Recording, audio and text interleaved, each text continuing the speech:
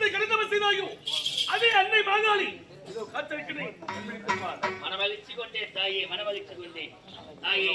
தங்களுக்கு ராமந்த காரணம் என்ன தெரியுமா? இவ்வளவு காலமாகி என்னையே கிரகத்தை கடிதம் காரணம் இருக்கிறது தாயே. எனக்கு வரங்கள் வேண்டும், அதுவும் நீங்கள் தான் தர வேண்டும். என்னையே கிரகத்தை கடிதம் செய்தாய்.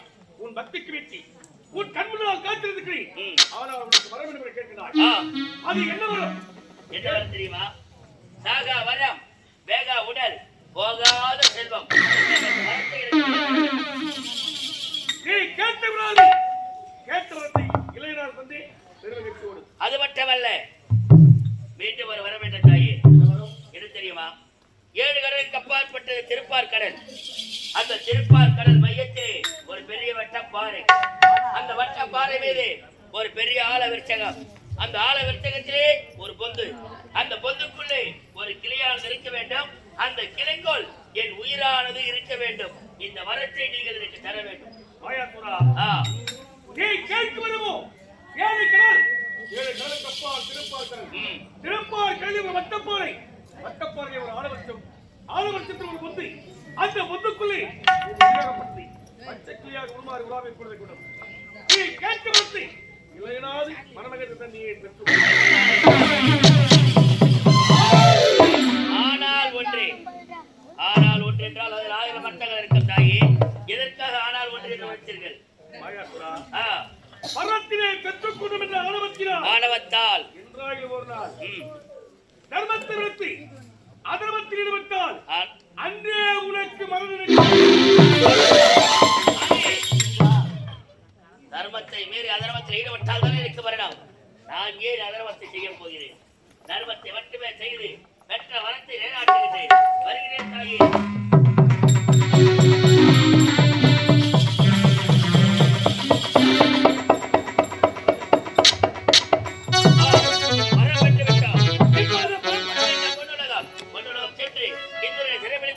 அதன் பிறகு இங்கு வர வேண்டும்.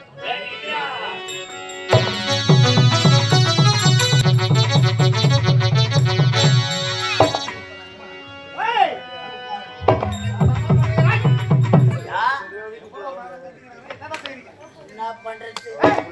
முருகர்கிட்ட நான் மயிலு கேட்டு நம்பணும். மயிலா கொடுக்க மாட்டேன்றாரு. நடுப்பயில குறை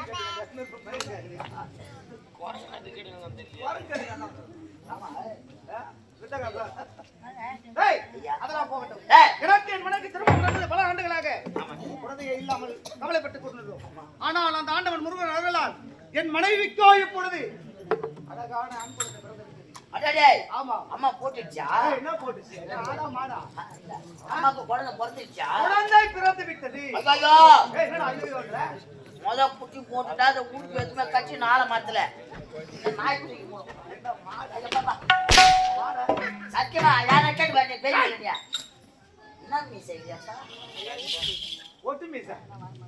மை மீசை தானே. ஐயா ஐயா, அதனால் இப்பொழுது என் மனைவி குழந்தையை பார்க்க வேண்டும். சீக்கிரமாக புறப்பட்டு வா.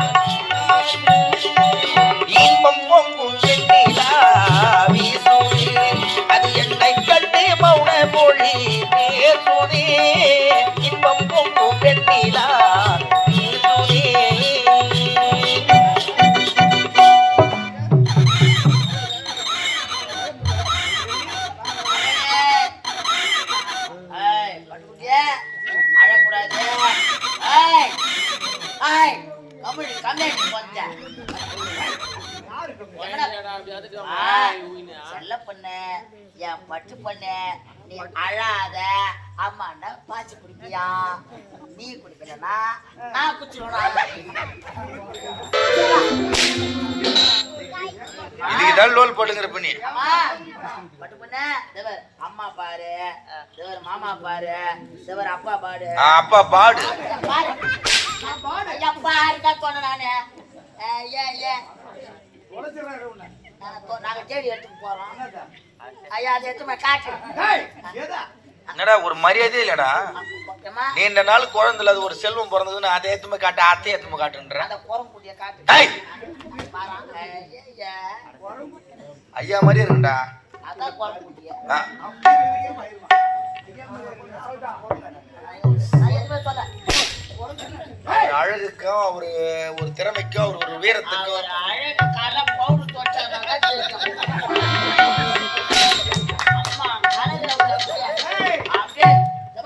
அப்படி கிளனா பதில் அர்த்தம் போட போடமா நாவப்பழங்கால நான் எம்மா பவுடர் போடுவேன் ஒரு பவுடர் பூசுற ரெண்டாவது ஒரு பவுடர் பூசுற ஏதோ வீட்டு வேலைக்கு பூசு வேலை பூசுற மாதிரி பூசி கிடக்குறேன் அதுக்குதான் என்ன பண்ணோம் கொதிக்க எண்ணெய் யார் விட்டுனா வடை சுடுறாங்களான்னு பார்த்துன்னு வடை சுட்டுங்கிற எண்ணெய் அப்படியே கையால வாங்கி கபார் அடிக்கணும் அப்படியே வெள்ளையா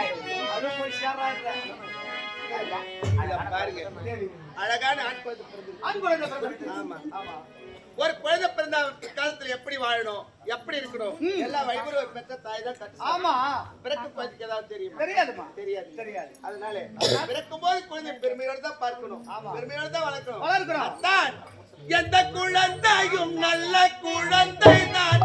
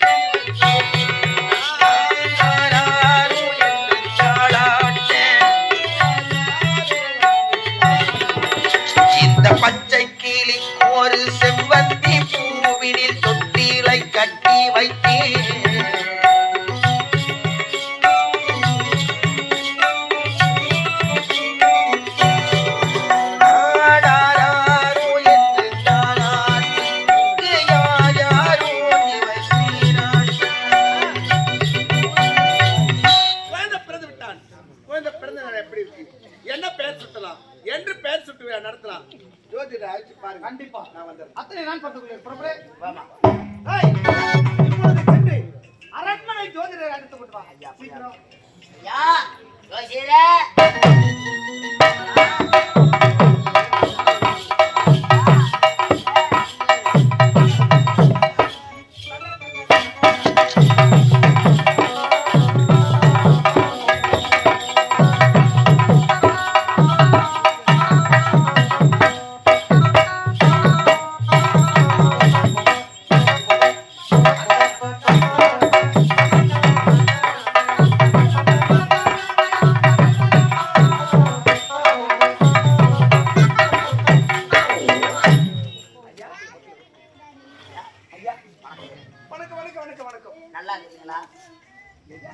நல்லா இருக்கிறீங்களா? எந்த ஒரு குறைபாடும் இல்லை. ஆமா, நல்ல முறையோடு இருக்கின்றேன். நேற்று கூட நான் வந்து உங்க சம்சாரத்தை நான் பார்த்துக்கிறேன் ஐயா. அபிஷே நேற்று வந்து ஏன் சம்சாரத்தை பாத்தியா? சம்சாரம் தான் அது. ஆமா, அவங்க பூசணிக்காய் கேட்டாங்க. ஐயோ, அந்த பூசணிக்காக நான் அஞ்ச பாருங்க. என்ன பூசணிக்காடா? பூசணிக்காய் அவங்க பூசணிக்காய் சாப்பிடுவாங்களா? கல்யாண பூசணிக்காய். நான் என்ன பண்ணேன், தெருவா போன எங்கேயும் கிடைக்கல.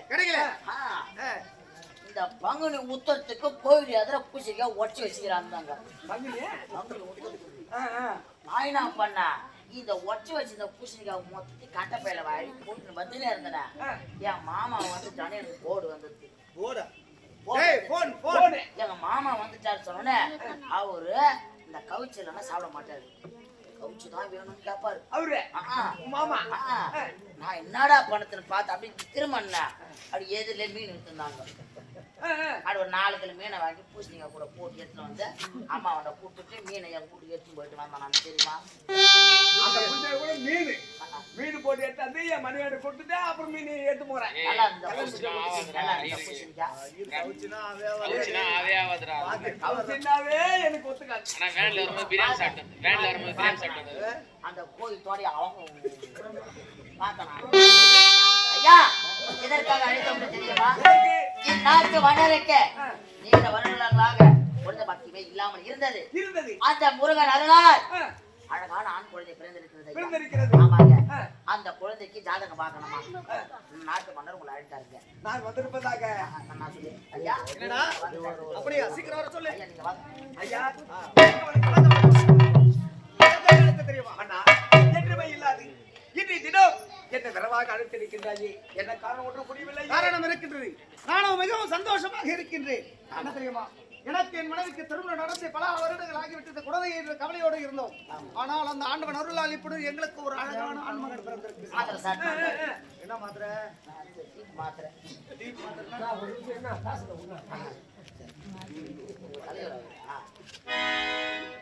என்ன தெரியுமா? அந்த குழந்தை பிறந்த நேரம் எப்படி இருக்கு? அந்த குழந்தைக்கு என்ன பெயர் வைக்கலாம்?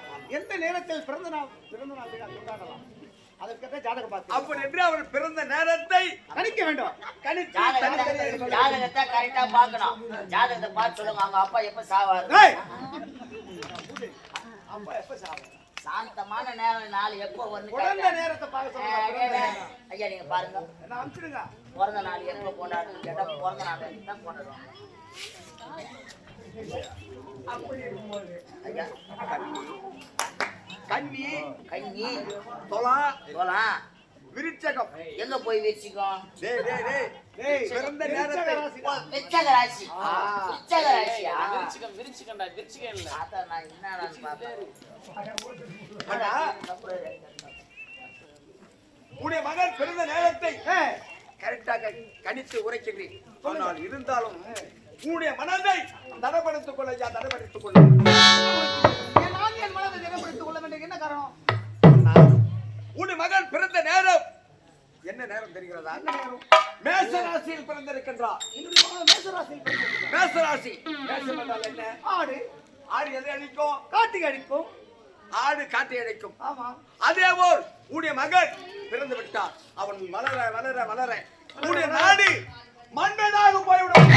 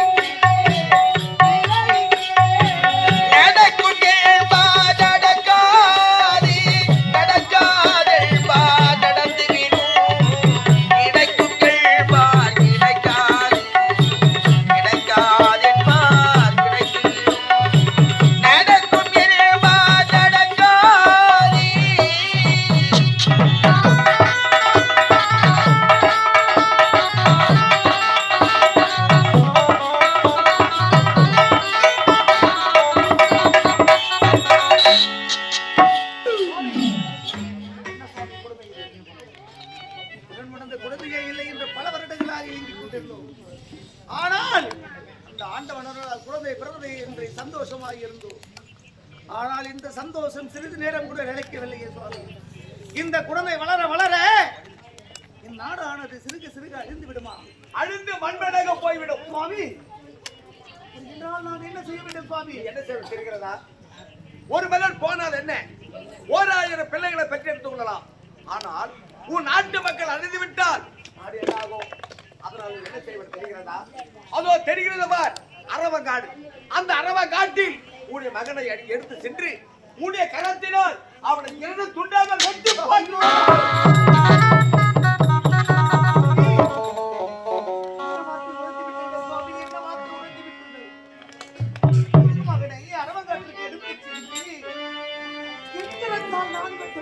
உன்னுடைய கரத்தினால் வெட்டி விழுந்து விட வேண்டும். வந்த இந்த குடும்பம் இந்த உலகிலே யாருக்குமே வரக்கூடாது சுவாமி, யாருக்குமே வரக்கூடாது. நீங்கள் கூறுவது பார்த்தால் நாட்டு மக்கள் முக்கியமா குழந்தை முக்கியமா என்று கேட்கின்றது. இந்த குழந்தை இல்லை என்றால் என்ன வேறொரு குழந்தை பெற்றெடுத்து விடலாம், உண்மைதான். ஆனால் நாட்டு மக்கள் அழிந்து விட்டால் மீண்டும் நாட்டு மக்களை பார்க்க முடியுமா என்று முடியுமா? உண்மைதான் சுவாமி. எனக்கு குழந்தையை விட நாட்டு மக்கள் தான். அதனால் நீங்கள் உரைத்த பிரகாரமே இப்பொழுதே அதை நான் செய்து முடிக்கின்றேன் சுவாமி. அதட்டும், நல்ல முடிவோடு எடுத்துக்கொள். உனக்கு தேவை நாட்டு மக்களா இல்லை நீ பெறாமல் பெற்றெடுக்கக்கூடிய மகனா என்பதை உன்னுடைய முடிவு எடுத்துக்கொள். நான் வருகிறேன்.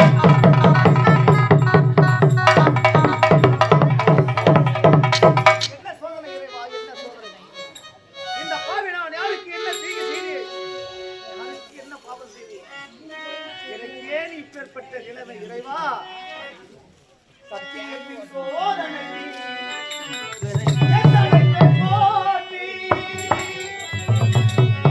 தர்மம் என்னை வாட்டுதம்மா, சொந்தங்களை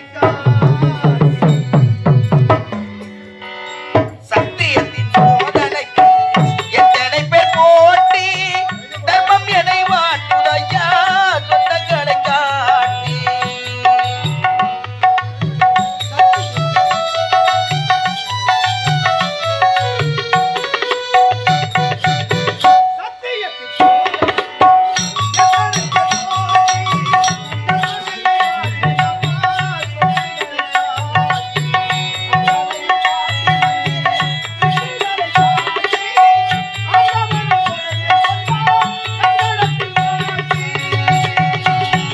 ஆண்டவனும் சேர்ந்து கொண்டான் சங்கடத்தில் மாட்டி. சத்தியத்தின் சோதனைக்கு எத்தனை பேர் போட்டி, தர்மம் என்னை வாட்டுதையா சொந்தங்களை காட்டி.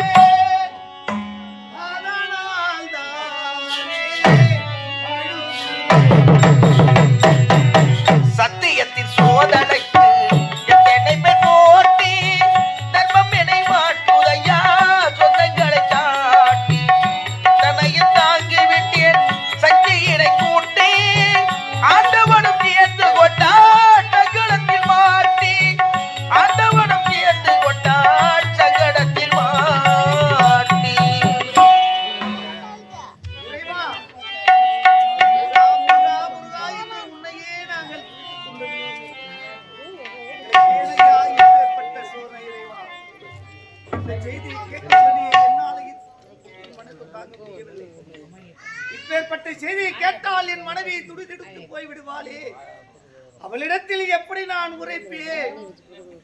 இனிமேல் அழுவதால் லாபம் முடியாது. எப்படி இருந்தாலும் மனைவிடத்தில் இந்த செய்தியை உரைத்துதான் ஆக வேண்டும். இப்பொழுதே சென்று பார்க்கலாம்.